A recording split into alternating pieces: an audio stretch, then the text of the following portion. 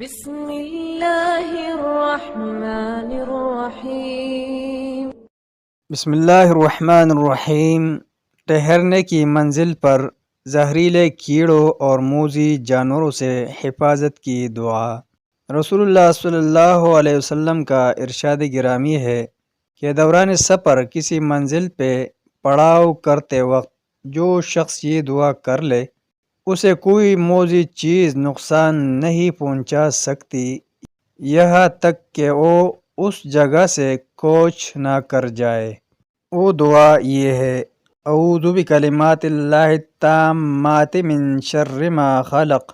میں اللہ کے تمام کلمات کے ساتھ اس کی ہر مخلوق کے شر سے پناہ مانگتا ہوں۔